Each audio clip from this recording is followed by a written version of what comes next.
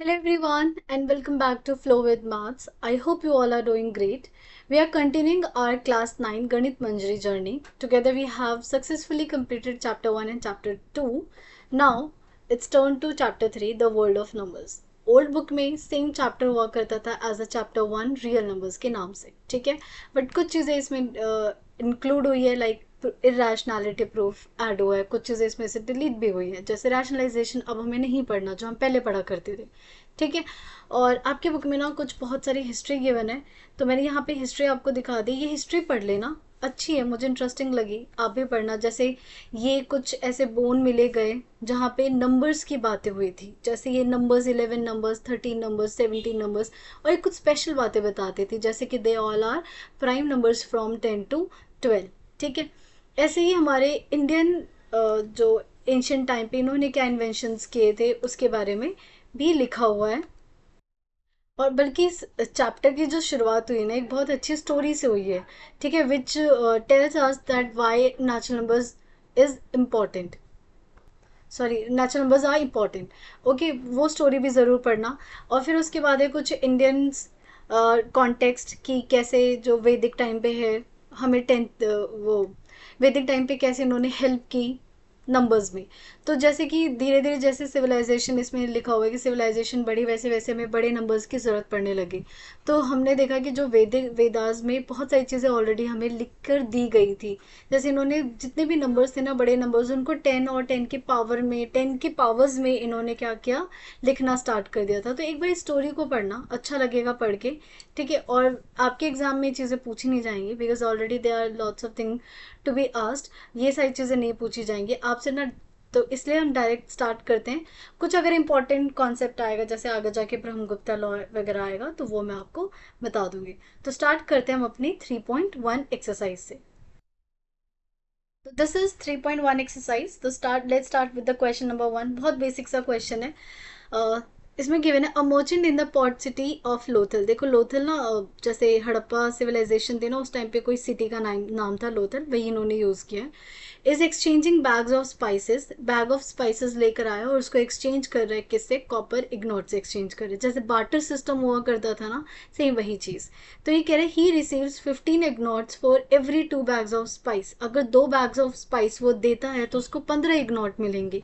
सो ये कह रहा है अगर वो 12 लेकर आया है तो उसे कितने इग्नोट्स मिलने वाले हैं, ये आपको बस कैलकुलेट करके बताना. तो हमें क्या, सिंपल जो यूनिटरी मेथड है उसका क्या करना है, आप अप्लाई करना है. तो इन्होंने क्या बोला, 2 bags of spice, 2 bags of spice के बदले हमें कितने इग्नोट्स मिल रहे हैं, हमें मिल रहे हैं 15 copper copper ingots. So what we will do, हम एक के लिए निकालें, क्योंकि यूनिटरी मेथड क्या कहते हैं, आप एक के लिए वैल्यू निकाल लो, फिर एक के बाद आपको जितने की वैल्यू चाहिए आप सब निकाल सकते हो. तो 1 बैग ऑफ स्पाइस कितना देगा, 15/2 कॉपर इग्नोट्स, 2 कॉपर इग्नोट्स देगा वो, राइट. और हमें कितने के लिए निकालना है, हमें निकालना है 12 के लिए. तो 12 बैग्स ऑफ स्पाइस कितना देगा, 15/2 into 12 which is equal to, इसको कैंसिल करो 6, 15 6 से क्या हो जाएगा, 90 कॉपर इग्नोट्स. ओके, तो ये था बेसिक सा क्वेश्चन. अब मूव करते हैं क्वेश्चन नंबर 3 पे. सो इन्होंने पूछा है आपसे कि जो 11 13 17 और 19 है, क्या स्पेशल बात है इनमें. तो अगर आप नोटिस करो, जो मैंने भी बोन की फोटो दिखाई थी, यही नंबर्स थे, 11 13 17 और 19. बताओ क्या स्पेशल चीज़ है. तो अगर नोटिस करोगे तो ये सारे के सारे क्या हैं, प्राइम नंबर्स हैं. ये खुद से और सिर्फ 1 से ही क्या होते हैं, डिविजिबल है. तो दीज आर प्राइम नंबर्स. और वो भी कहाँ से कहाँ तक रेंज लाई कर रहा है, prime numbers lying from 10 to 20. तो प्राइम नंबर्स फ्रॉम 10 to 20.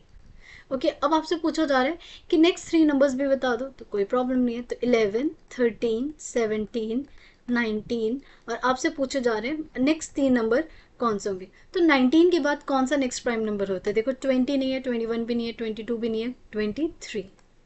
फिर 24 25 26 नहीं है, 27 भी नहीं है, 28 भी नहीं है, कौन है, 29. देन 30 भी नहीं है, और फिर कौन है, 31. ठीक है, चलो अब मूव करते हैं नेक्स्ट क्वेश्चन नंबर 3 पे.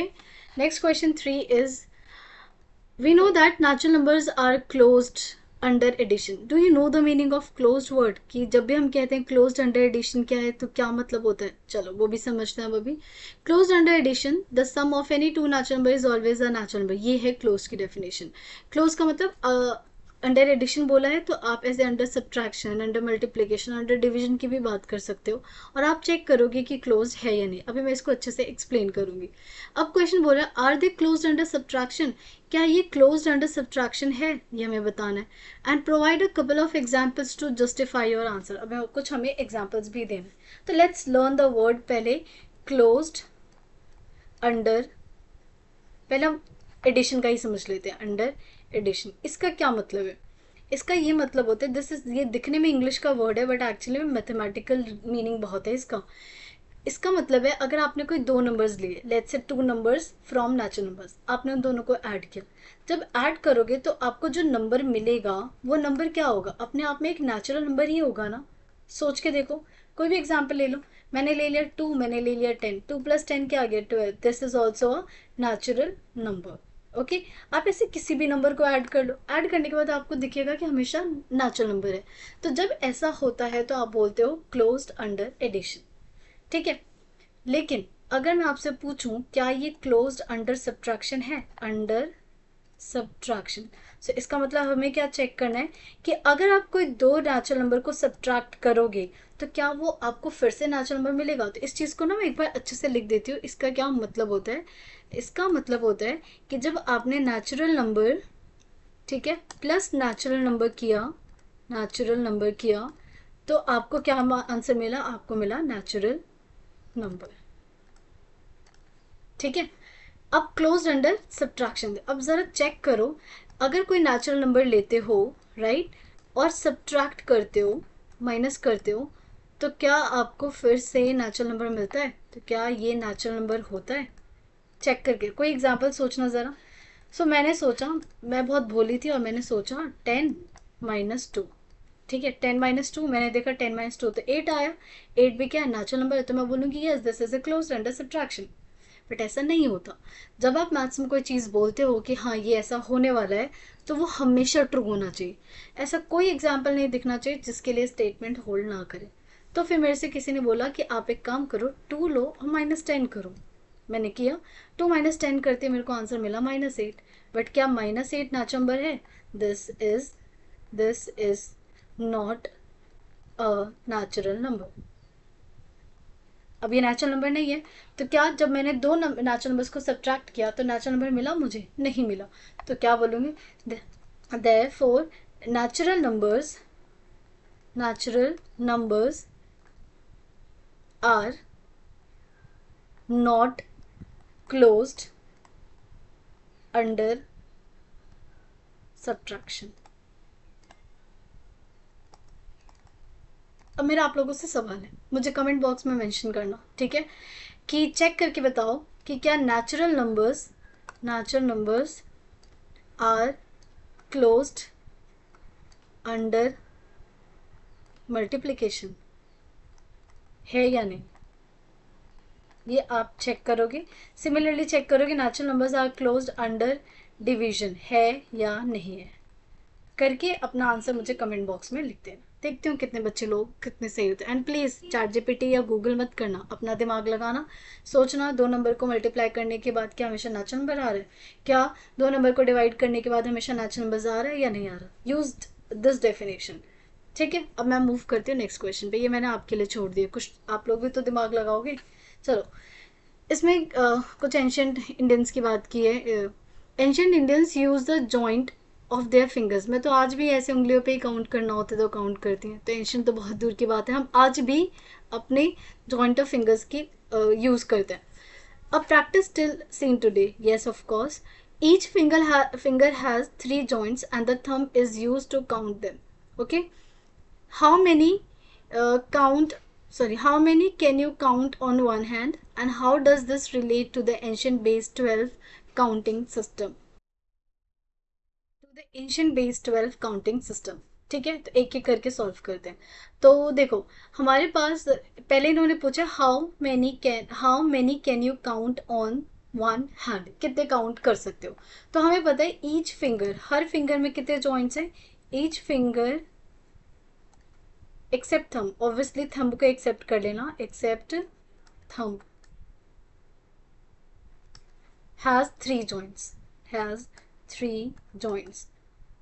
तो टोटल फिंगर्स हमारे पास कितने हैं, 4 है। तो नंबर और नंबर ऑफ फिंगर्स कितने हैं हमारे पास, 4, राइट। तो टोटल जॉइंट्स कितने हो गए, टोटल जॉइंट्स हो गए हमारे पास 3 × 4 विच इज इक्वल टू 12। तो हम कितनी काउंटिंग कर सकते हैं एक हाथ में, we can count, therefore we can count up to 12 using one hand. ठीक है।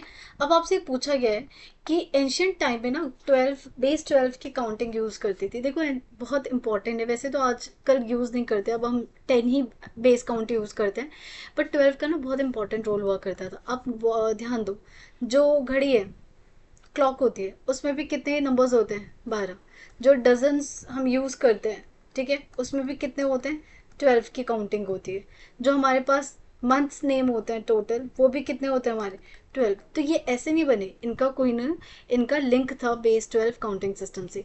तो ये क्या होता था, जैसे आपके पास नंबर्स है ना, काउंटिंग 10 में क्या होता है, आप 0 से स्टार्ट करते हो, 0 1 2 3 4 5 6 7 8 9, ये होते हैं 1 2 3 4 5 10 होते थे। बट 12 बेस काउंटिंग में ना दो एक और नंबर यूज कर लिया जाता था। ठीक है, तो कोई ए बी नाम दे देता है, कोई एक्स सी नाम देता है, कोई फिक्स नहीं है। तो यहाँ पे कोई लेट्स से में ए और बी नाम, तो इनकी हेल्प से हम पूरा नंबर सिस्टम बनाते थे। जैसे आप बनाते हो ना 11 12, 9 के बाद आप क्या बनाते हो, 10 1 0, फिर 11 12 13 14। तो ये आप नंबर्स बनाते थे। तो इन अ सेम वे एक 12 बेस काउंटिंग भी चलती थी। एक्चुअली 12 बेस काउंटिंग से ना कैलकुलेशन आसान होती है, राइट। क्योंकि देखो, अगर मान लो मेरे पास कोई बेस 10 है, अगर मैं आपसे बोलूँ 10/3 निकालो, तो 10/3 क्या हो जाता है, बहुत कॉम्प्लिकेटेड हो जाता है ना, 3.333। बट वही मैं अगर आपसे बोलूँ 12 का 3 निकालो, 1/3 बेसिकली, 1/3 की बात करें तो 1/3 कितना आ गया, 4। इन द सेम वे अगर मैं आपसे 12 का कहती हूँ 1/4 निकालो, 1/4 ऑफ 12, तो ये कितना आ गया, 3। हाफ निकालो, वो भी आराम से निकल जाता है। 10 में कैलकुलेशन ना काफ़ी टफ दिखने लग जाती है, 12 और बेस काउंटिंग 12 में आसान दिखती है। बट ऑब्वियसली हमारा ये जो बेस सिस्टम है 10, वो तो कभी 12 रिप्लेस नहीं कर पाएगा, बिकॉज अब जितने भी कंप्यूटर सिस्टम, लैपटॉप्स, जितने भी टेक्नोलॉजी है, उस सब के सब इन्हीं पे काम करते हैं। बेस 12 तो अब रिप्लेस नहीं कर सकता, वेदर इट इज़ ईजर और नॉट। ठीक है, तो ये था आपका 1.1। आई गेस अब हमारा नेक्स्ट 3.2 है। यहीं पे हमारे पास 4 क्वेश्चन थे, खत्म होता है। और नेक्स्ट वीडियो में हम स्टार्ट करेंगे 3.1। और देखो, अगर वीडियो अच्छी लगी तो please like share and subscribe. मैं देख सकती हूँ बहुत सारे जो स्टूडेंट्स हैं जो इसको देख रहे हैं वो सब्सक्राइबर नहीं है, उन्होंने सब्सक्राइब नहीं किया है। तो it's a request from everybody out there that please subscribe the channel. ठीक है, थैंक यू, मेरा मोटिवेशन बना रहता है। Okay, so please help me to get motivated every day to make video for you, for all of you. So thank you again, and please like share and subscribe. Take care.